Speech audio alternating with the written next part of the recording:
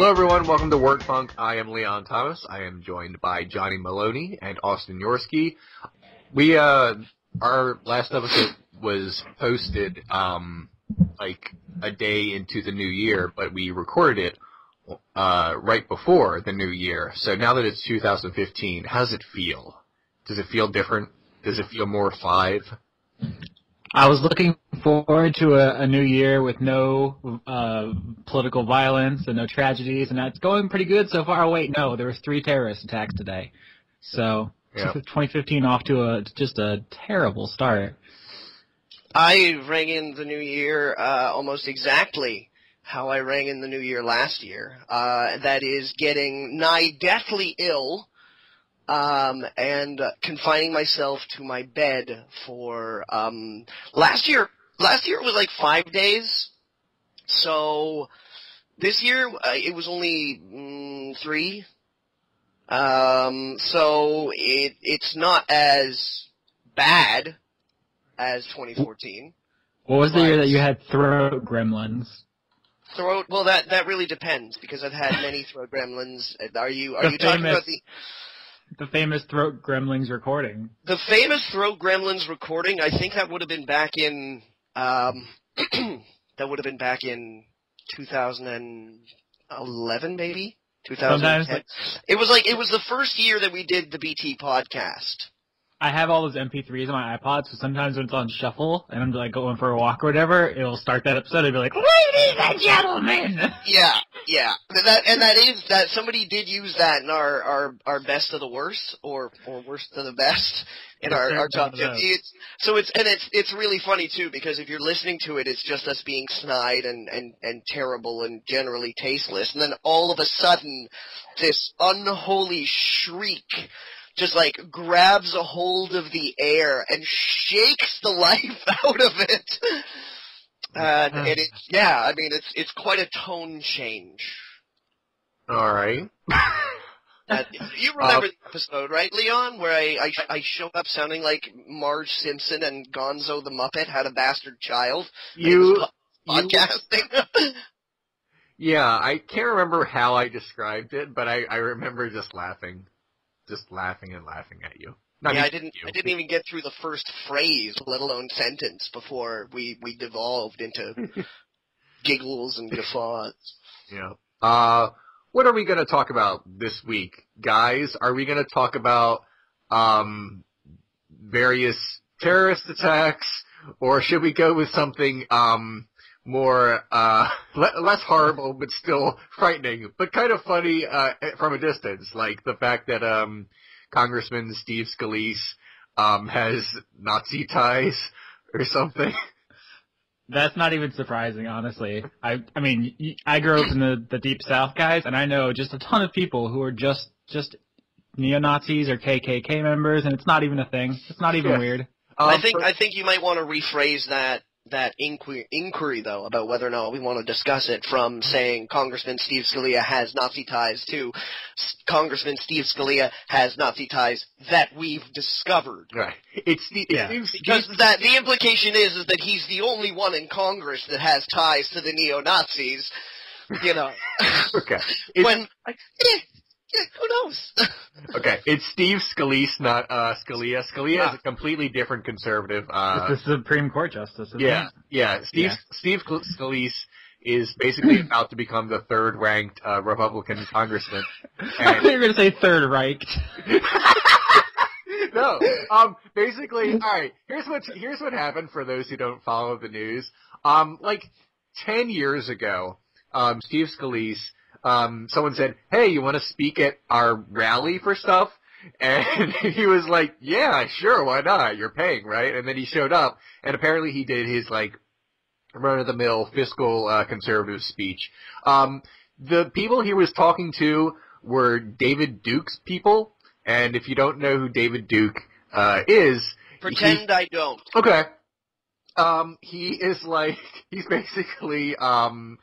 he's the kind of conservative that regular conservatives, even like far-right conservatives, are afraid to get near because he's basically just a Nazi.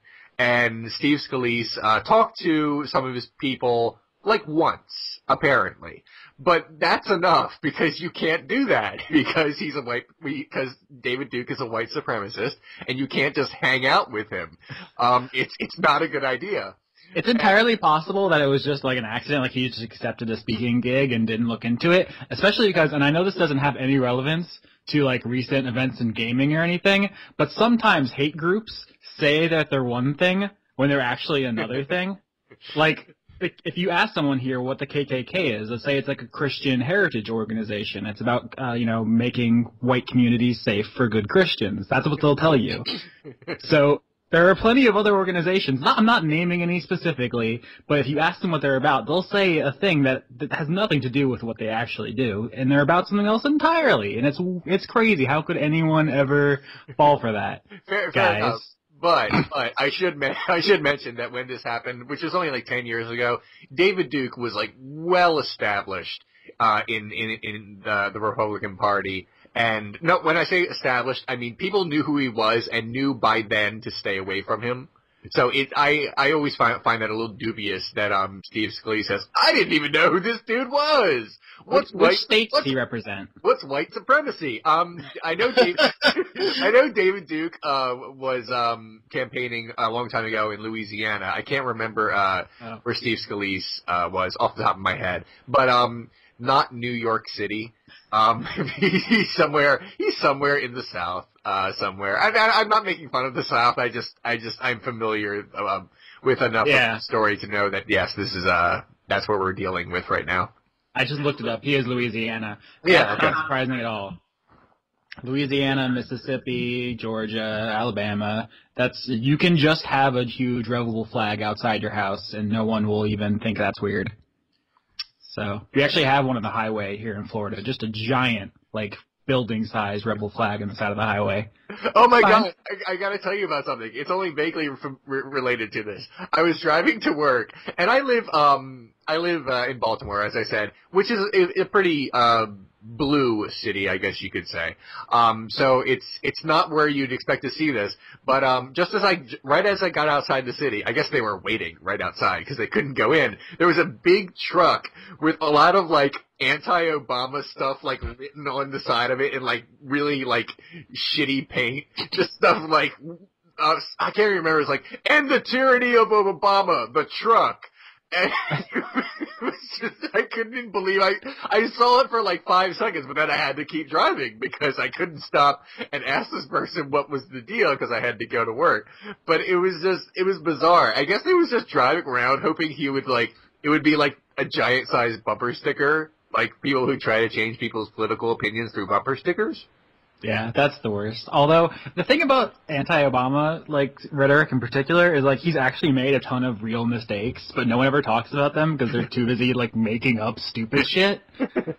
Like, there's actual, like, he appointed, like, an ex-Monsanto CEO to the FDA. Like, that's an actual, like, thing that he probably should not have done. But everyone's like, Benghazi or whatever. I don't know.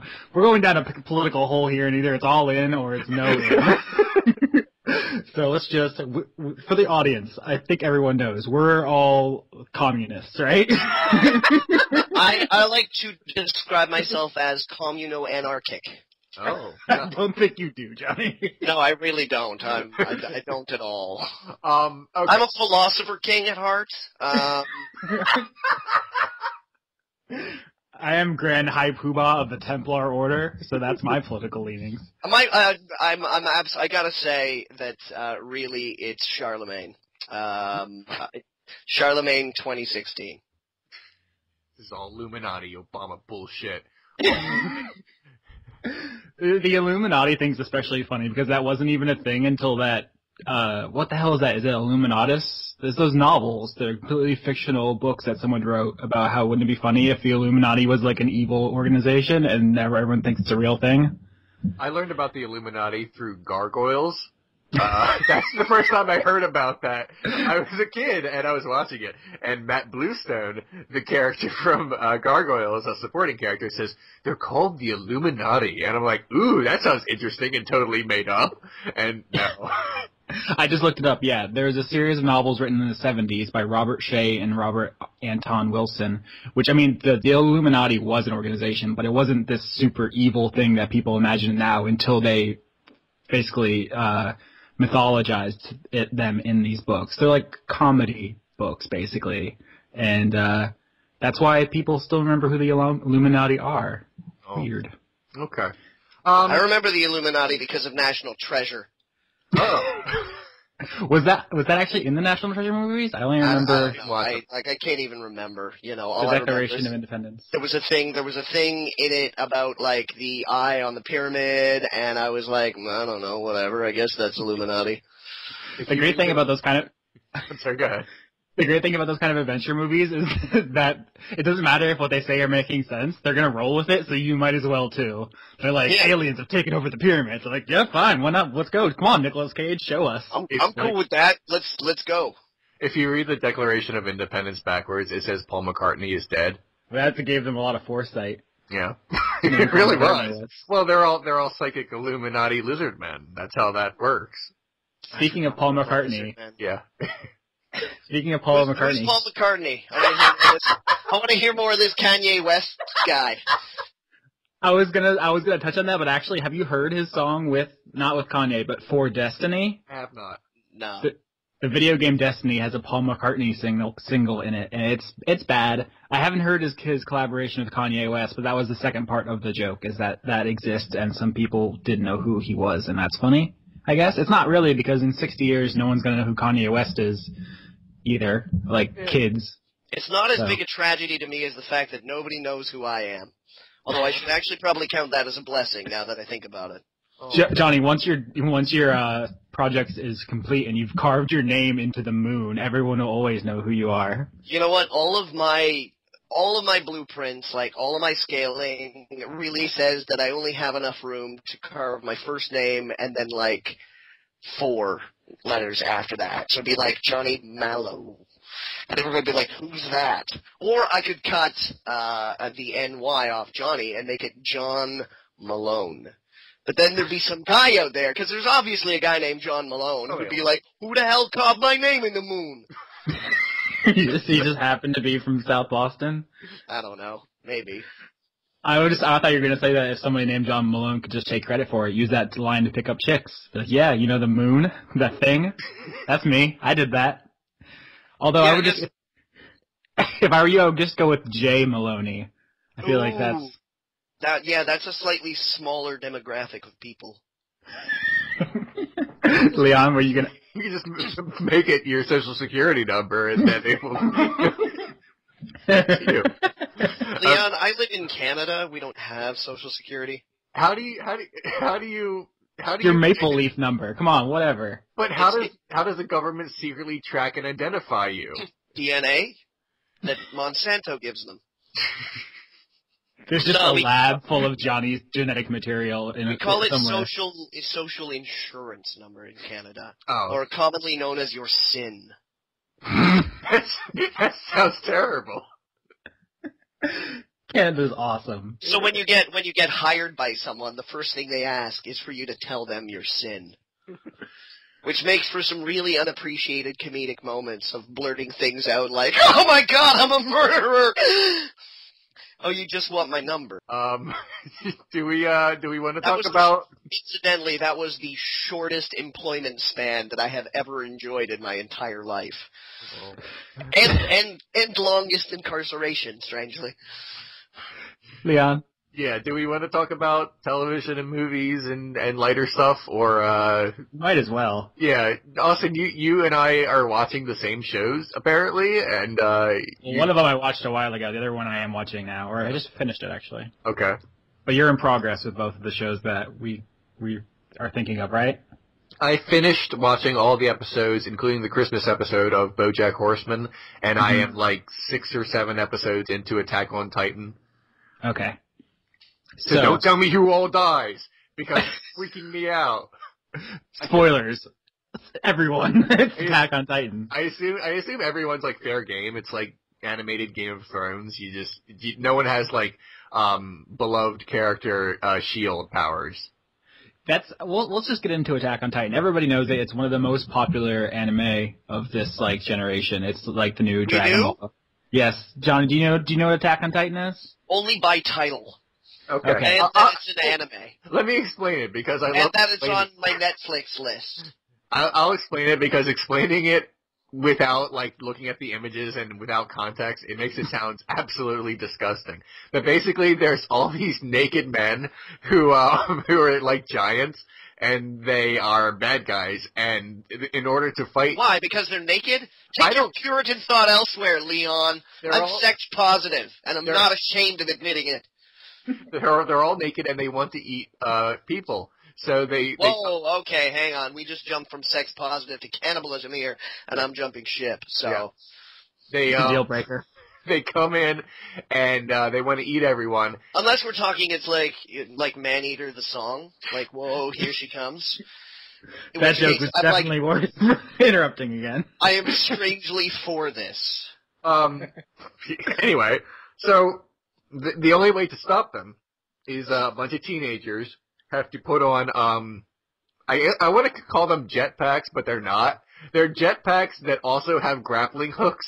So it's like you're playing. They're Spider-Man backpacks. Yeah, you're playing it's like you're playing Just Cause 2, except you also have a rocket. And you're just kind of flipping, they just flip around the city like, yeah, we have to hit them in the back of the neck. And sometimes, oh, this guy just got eaten. It's like, alright, you were a character we all loved. So what you're telling me is that it's Rocket Robin Hood meets Shadow of the Colossus. Yes, that's exactly what it is. I was thinking of it more like The Walking Dead meets Spider-Man. It's a very strange show. But I mean, basically there's, 3 main characters. You got your hero who's out for revenge. You got your, stoic, but still caring woman. And then you've got your, man-child coward but still has a heart of gold. Chubby man-child coward? No. I I don't want to watch this anymore. No. They're all starving to death, so nobody's chubby. Yeah, Oh, okay. it's all very terrible. It's like after the apocalypse, like almost the entire world has been eaten by giant naked people, and now they have to fight back against the giant naked people because the giant naked people still want to eat, and they All have right, to. hold on. The giant naked people, they're not like eating people specifically necessarily. They're just like eating everything. No. They only eat humans. They don't digest them or anything. It's just for funsies. Yeah, it's not like, oh, we're so hungry, we're giants. No, they don't poop or anything. They just really, really want to eat humans. And where I am in the story, nobody knows why. Yeah. Well, here's the thing. The manga is actually way, way far ahead of both the anime and where you are specifically. So a lot more about this. A lot of listeners probably know way more about it than you or I. I've finished the anime that exists, and you said you're 6 episodes in. Yeah. But what I like about the show, and you've set up the premise pretty well, is that there are actual consequences. People die all the time, and with basically no exceptions. There's some other, I'm not going to blah blah blah get into it. Death is pretty final. It's not like most anime and manga where people die and come back like all the time. Like it's just a revolving door where they just keep jamming fucking Piccolo in there every 5 It's episodes. not a superhero. It's not a superhero dies. No, it's like I said, The Walking Dead is a good touchstone because people die and they're dead and just fucking deal with it. That's cool. It's also really rare in manga / anime. It's also really a gruesome show. They just do not really hold back on anything I mean, I guess this is a spoiler, but it happens 5 minutes into the first episode, so I guess. Whoa, that's a little deep for me, okay? But basically, the young boy who grows up to be like, I guess, the central character of the show, kind of, sort of, at least where I am. He watches his mother get eaten alive, and we watch him watch his mother get eaten alive. They don't like cut away, and we just see his reaction. We're watching it happen in like the most disgusting detail, being eaten alive by a beast that does not care. Yeah, it's essentially a horror series, and I think it works pretty well. Like you joke about the naked men, yeah. But they're really uncanny valley deliberately. Like they look drawn poorly compared to everything else, and it makes them really unnerving. Yeah, they're genuinely creepy. So that works. Another thing I really like about it, and this is actually pretty funny, because I've watched my share of manga and anime over the last year or so. I've been trying to catch up with like all the classics. I really appreciate that everyone in Attack on Titan wears clothes. You think What? You take that for granted. You take that for granted, Leon, in Western media, especially animation. Anime is not quite the case. When you say Johnny clothes, Robot, Austin, I can hear. sorry, when you say clothes, I'm sure that what you mean is functional clothing that you could on a day-to-day basis wear. Yeah, they're in like the military, so they all wear uniforms. Like, not the women don't have like arbitrary boob windows, and they're not like constantly losing their pants for no reason. Like, nobody's got like 12 belt buckles, like that you have to wake up and put on every fucking morning and be like, I always used to get to the third loop in this. Have I gotten fat? They're not dressed like anime characters, and I guess that sounds kind of catty of me, but it's something I appreciate because I've seen so much anime, and it's just, I can't take any more people dressed like dorks. I can't take it anymore. It's really refreshing to see. I can't remember the show I tried to watch and couldn't. It was like, I got like 2 episodes in. It was something like, in World War II, there's all these girls who have like propeller legs.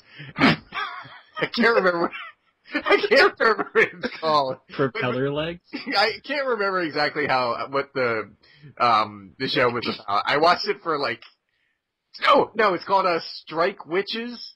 Hold on, I'm looking it up now. I think, Austin, did you tell me What? some time ago, Austin, that Steins Gate was good? It's very, very good. Maybe my favorite show of all time. Oh, really? Like anime show. It just hit Netflix Canada, so I may have to get on that. I vaguely recalled you saying something about that, so.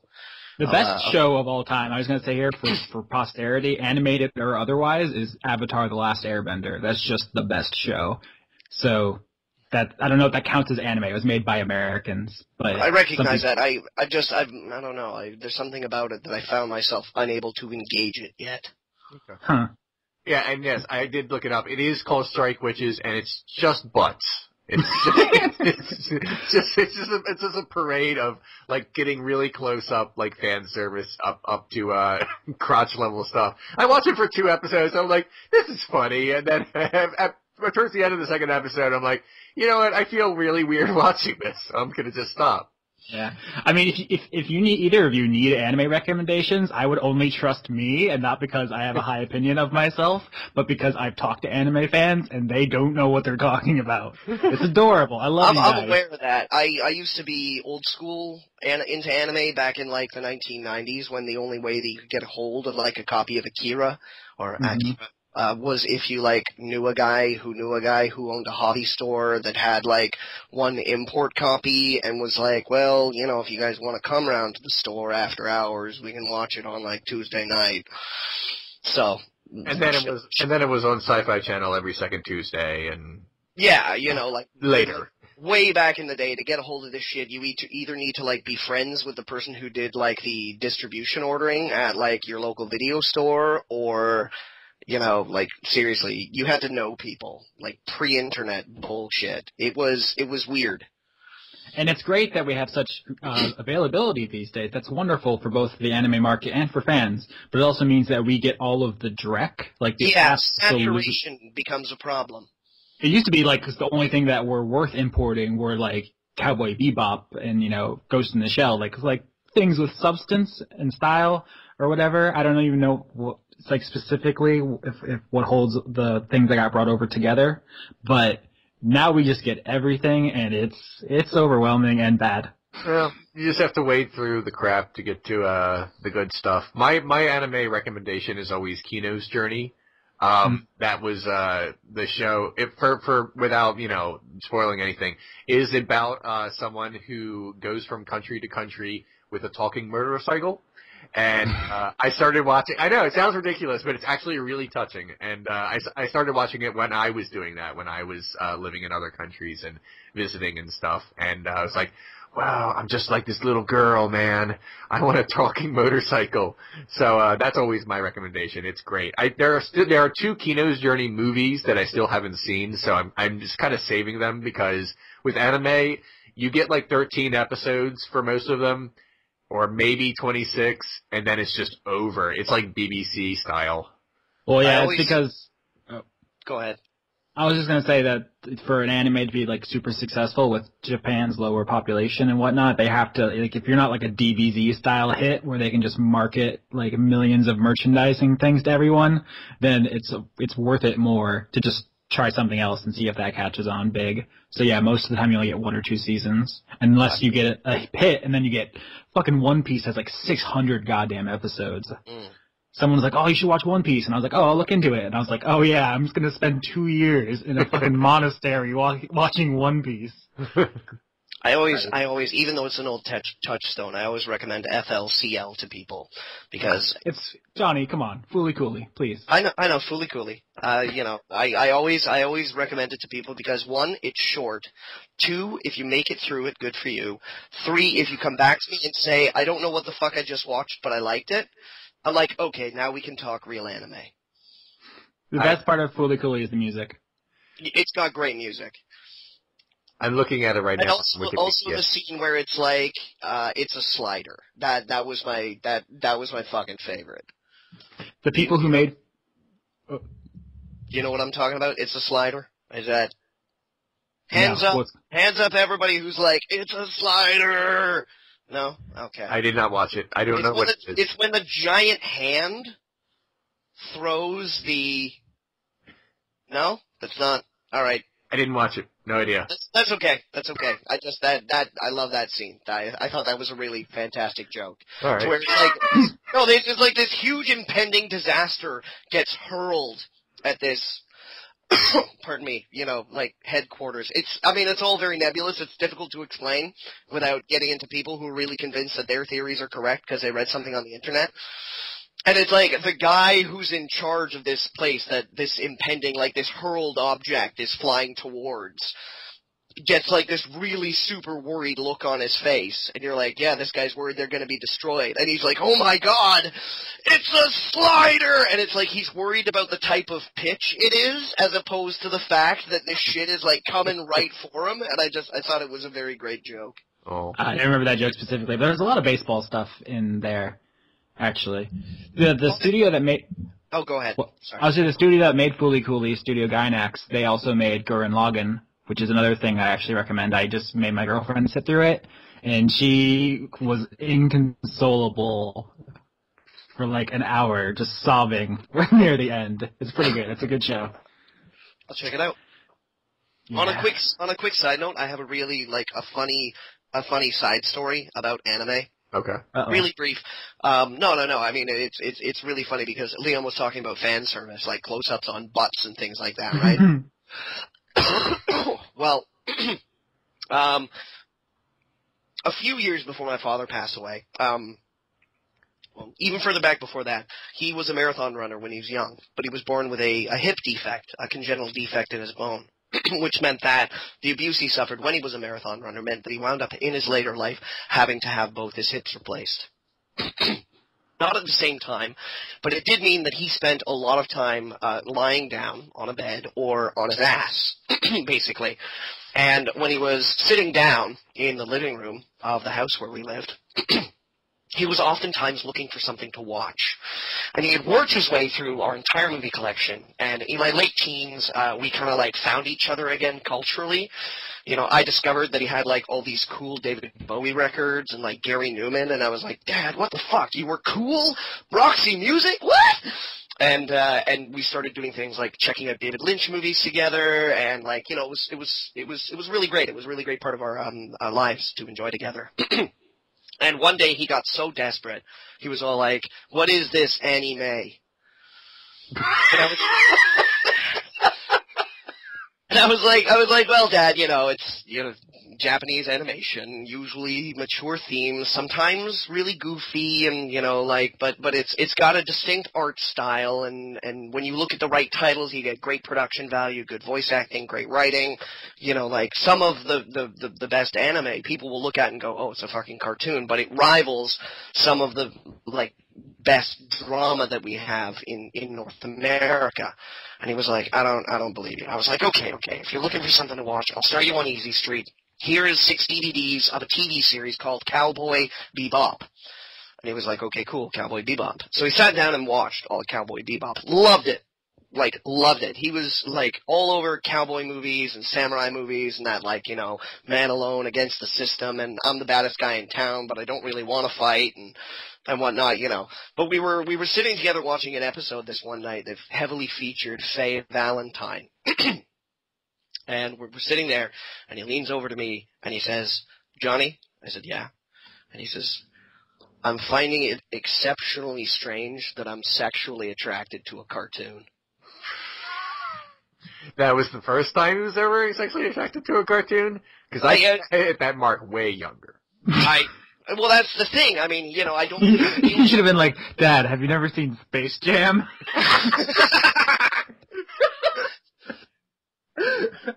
Someone had to go there. But it was, you know, like we had this really interesting conversation about how strange it is to be like, you know, to actually find yourself sexually attracted to an analog for another human being.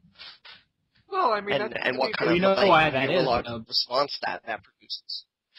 All right. Well, I watched 2 episodes of that show and I couldn't stand it. Wait, you couldn't stand Cowboy Bebop? No, it wasn't for me. What? With the exception of Attack on Titan, I have never cared about action anime. I've tried over and over and over again to get it. That was how I tried to get into anime. Someone said, "You should watch Cowboy Bebop." I'm like, okay. And then I did, and I was like, I don't care.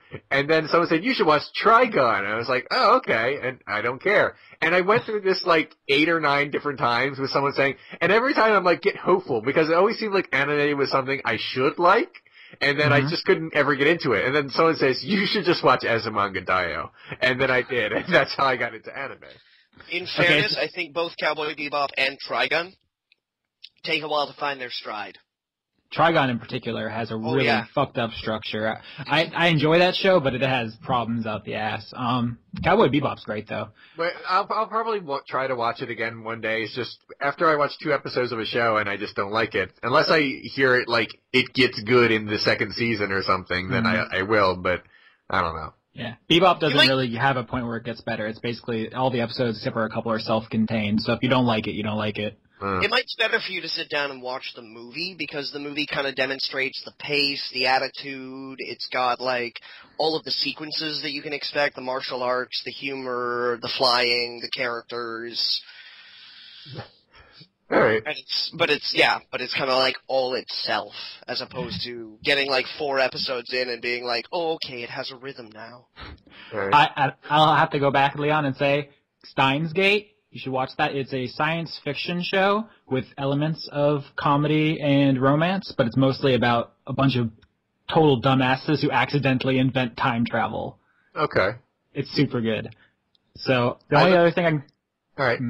I would say most of the things I would recommend would be action-y, so it's kind of hard to think about around that, because that's like most anime that I can think of. But there are plenty of shows. I watched slice of life shows starring mostly female casts. For some reason that I don't know why that's funny to me, but those things crack me up. You should watch Kids on the Slope. It's a Josei series. Josei would be for like adult women. It stars racist, Austin. How is that racist? Do you guys know about demographics in anime? Shonen, seinen, josei, shoujo? Okay, real quick, someone's gonna get mad at me if I don't mention it. JoJo's Bizarre Adventure. It's a manga series that's been running since like the mid-'80s. It's one of the most influential things ever. It really strongly influenced Persona, the video game series. It has been running as long as you have almost been speaking about it on these podcasts. It's incredibly homoerotic, Leon, if that sounds good to you. It does. It's not good, but it's really enjoyable. And they finally turned it into an anime a couple of years ago. It's still running. That's a series that I can't stop watching no matter like what.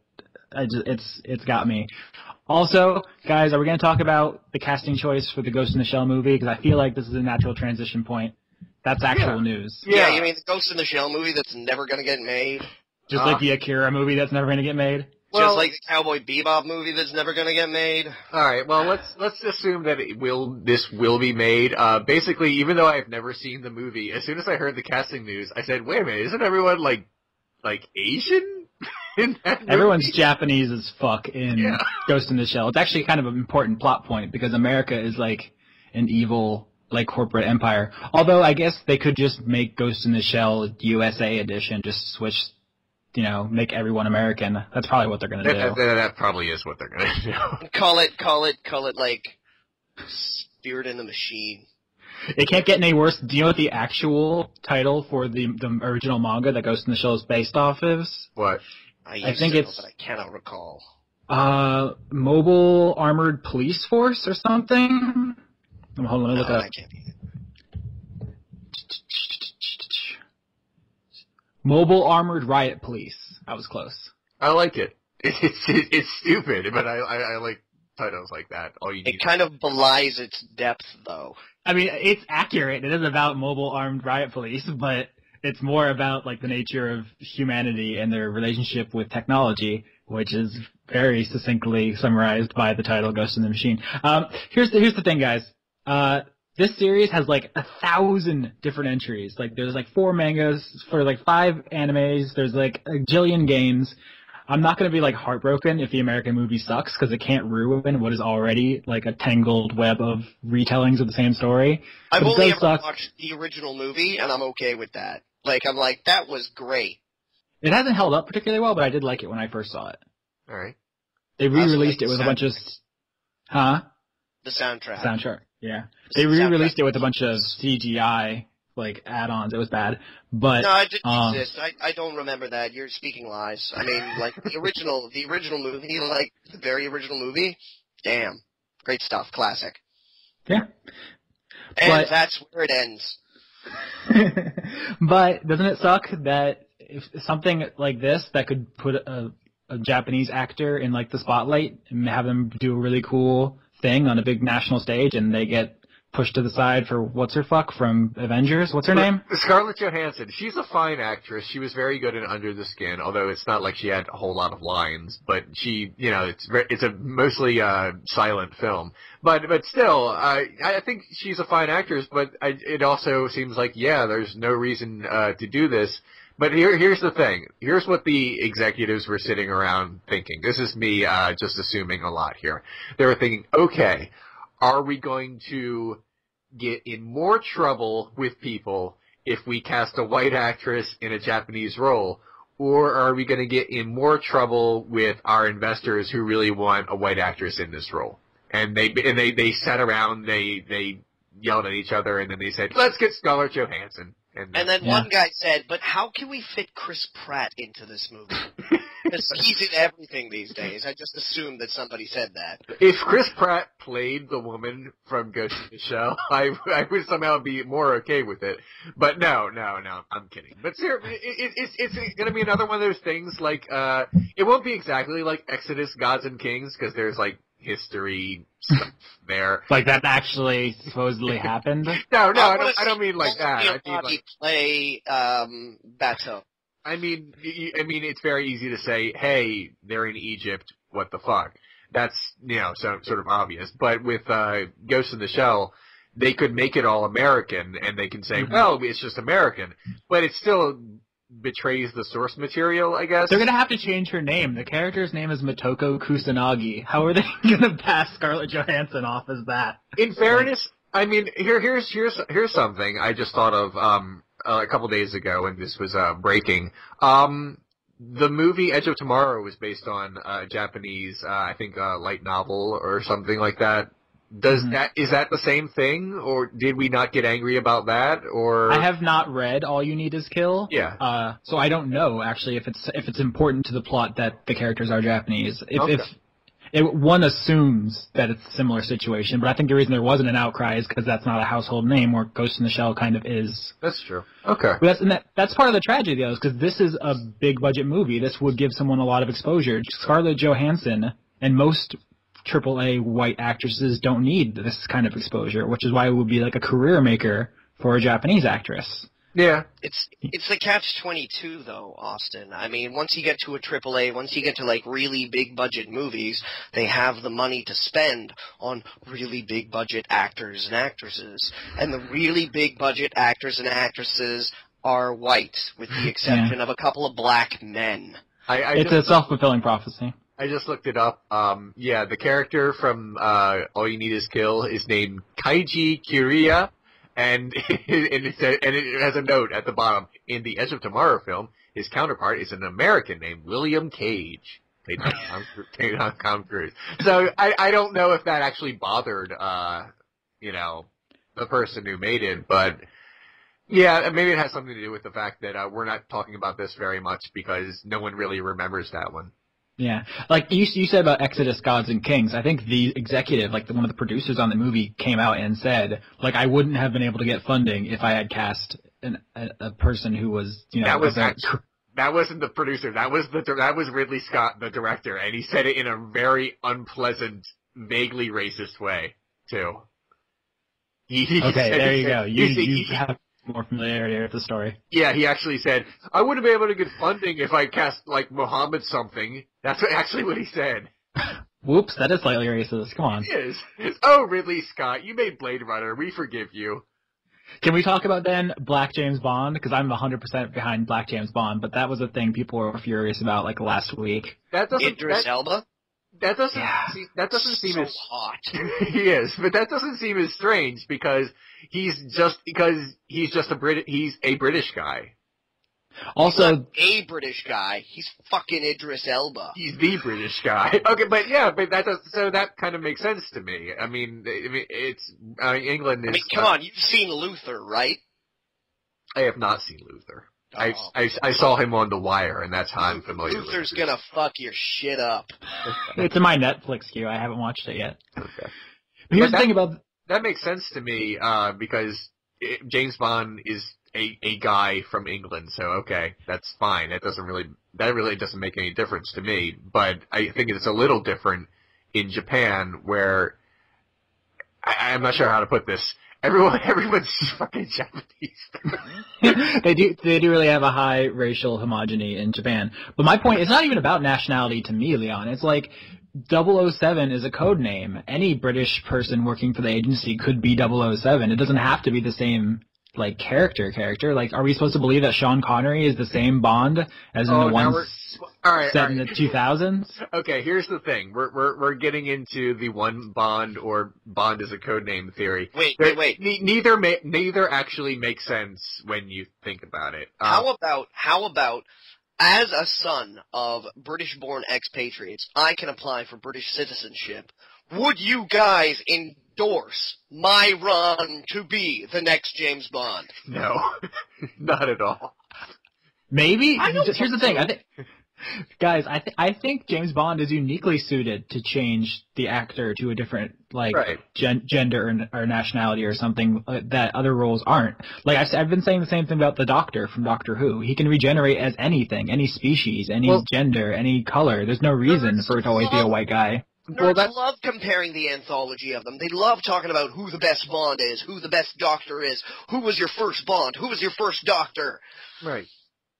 Like, that shit breeds. A friend of mine, Jessica, she just did like a 5-part explanation about everything James Bond on her YouTube. I'm not sure how I can say the URL on this podcast in order to get you there. But just Google the term "fool's gold" on YouTube, and you'll probably come across it. But the last thing on this Idris Elba situation, I think of all the things that could cross that barrier, I think that 007 is one that they should try. I don't know. It seems uniquely suited to it to me.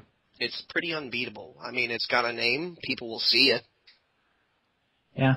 And whether or not I don't even want to dignify the fact that there are multiple fan theories about the nature of James Bond. Well, there are, and I'm talking about them right now.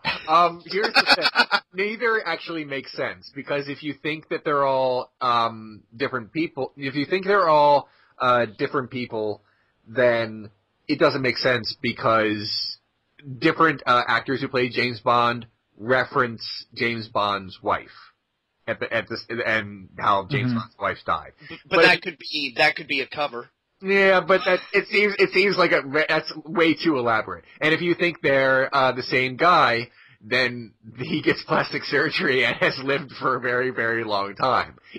So I don't know. Neither actually makes sense, and I guess we're not supposed to think about it too much.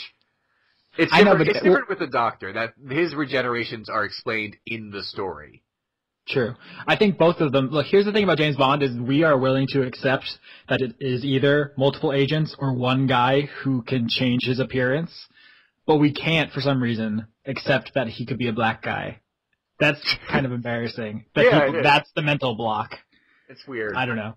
I hope, like, the people who are in charge of these decisions do cast Idris Elba just for spite.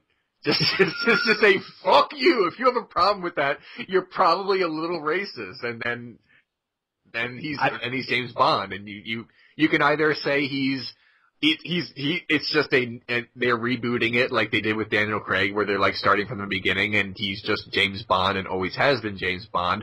Or you could actually go into that fan theory and say, Daniel Craig gets shot up and Idris Elba is there. It's like 008. You're 007 now. You have to take my name. And he's like, why? It's like, look, it's just a thing. That would be great. We do it this way, okay? It's been like this since the 60s. Take this laser pen and go. So, Leon. Yeah. Do you want to talk about self-destructive alcoholic horses? God, there's so much. Before we do, Johnny, have you watched BoJack Horseman? I have watched all of the BoJack Horseman I can get my hands on. Thank you. And also the Christmas episode they just released? Also the Christmas episode. Every last morsel of BoJack Horseman I could cram in my mouth. Not only do I love BoJack Horseman, I have had the theme to Horsin' Around stuck in my head for a long time now. For like days, it's been stuck in my head. It's like every once in a while, I just catch myself at work, be like, lost and never found, horsing around, and then I look around and I'm like, oh shit, did anyone hear me do that? I like the actual ending credits song more. That's a good song. That is a good song. That is a very good song. I like the intro credits song to BoJack Horseman. They're all good. Yeah. All the music is good. I think it's great that there's, how do I put this? There's cartoons on Cartoon Network where it's basically voice actors that you can sort of recognize their voice, and that's great. And in this show, it's actors you kind of know from like big things. Will Arnett from Arrested Development, and as well the new Batman, or in Lego anyway. The important Batman. The important Batman. Amy Sedaris from Strangers with Candy, and Alison Brie from Parks and Recreation, and Patton Oswalt, and just like tons of like sort of name actors that you recognize from comedy, and it's just a really like star-studded show. But that's not the big reason why it's awesome. It's awesome because it's just written to be hilarious, but also really dark. There's just these really dark moments where you genuinely feel sorry for this anthropomorphic horse who is also kind of irredeemable at times, but there are just these moments where you're like, I want to believe he's a good guy. I am, just as a quick aside, I'm surprised that you didn't mention Aaron Paul is also in the show. Oh yeah. Jesse Pinkman from Breaking Bad is in this show. And is remarkably funny. He is actually really good on this. He doesn't say bitches much, but he's very good. They actually don't rely on swearing that much at all. I think they dropped like one F-bomb in the entire show. Well, I mean, my favorite line from the show is "suck my dick, dumb shits." But yeah, but yeah, I'm just saying, a lot of adult comedies are like they're all about like gross out humor and stuff. I think quote adult comedies. Yeah, I think BoJack Horseman's pretty clever a lot of the time. Actually, what it reminds me a lot of is Archer, and that's because besides the fact that it's an animated comedy, but it's also a self-destructive alcoholic protagonist in a love triangle with like a nice guy and a really competent woman, and there's a cancer subplot, and there's like a lot of continuity, and it gets dark, and there's a lot of parallels between the shows, and I think they're both really funny. I think I like Archer more. They're both like very self-referential. Yeah. I think I actually, as much as I love Archer, because especially since it's gone on for so many seasons, I think should BoJack Horseman maintain this level of quality and go as long as Archer, I will like BoJack Horseman more because I actually kind of, I like the characters from Archer because they're awesome, but I actually sympathize with the characters in BoJack Horseman. There's more of a heart to it, if that makes any sense.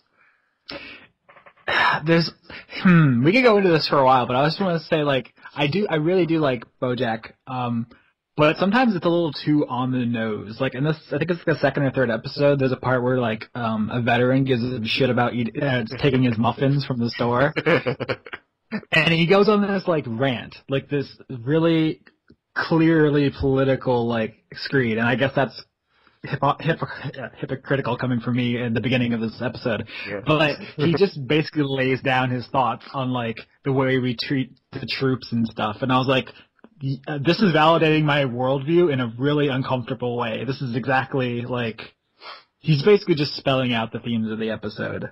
Yeah, that's true, but I think that's more rare though. That was a very specific political speech. Mm-hmm. I'm just saying sometimes it's really, like, there's no subtlety to some of it. Not all of it, but sometimes they're just like, here's the thing we're doing. Look at it. Like, yeah. Mm-hmm. I by the way, before we go, we have like a few minutes, but I just want to say I love that Keith Olbermann is a big whale. It's awesome. I like all the animal jokes. There's like, Cameron Crowe is a raven. Yeah. I like that entire sequence. I love that scene where the guy says, "Ugh, there's a mosquito in my tent." You look over and it's a giant mosquito. It's great. Yeah. Yeah. By the way, explained. No. The whole people, animals that also have hands living with regular humans is never fully explained. And I'm glad they didn't get into it like there's some sort of like mutation theory or anything like that. We just have to accept it. I do find it a little gross watching a dog kiss a human. Guys, I don't want to think about that. Leon, you bigot. All right, we have to go. Anything you guys want to say right before I hit the stop button? Because I have to watch American Horror Story with my wife. I don't have to, but I want to, is what I'm trying to say. I don't mean she's forcing me to watch it like in a Clockwork Orange way. I mean, I am genuinely interested in the show. I'm 30 hours into Dragon Age Inquisition, and it's really, really good. Probably top 10 of the year, although Smash Brothers is still undisputed as far as I'm concerned. All right. Number one. You did convince me to buy it. It's pretty good. It's really good. I'm enjoying it. I just wish that the menus weren't suboptimal. You're playing it on PS3, right? PS4. PS4, sorry. I get my numbers mixed up. 1, 3, 5, a billion, pi. Have you started it? I have not. I keep dicing with myself as to whether or not I should replay 1 and 2. No, fuck those games. Just to get, 1 I really, really loved. I did. 2 I had problems with. While I appreciated some of the writing, I did not appreciate the game itself, the gameplay of Dragon Age 2, nor the way the writing wrapped into Dragon Age 2, to where it was like there will be several times during the game where it's like, pick a side. And you're like, this one. And the game's like, it doesn't matter. All right. Is this episode going to be called What is Anime? Yes!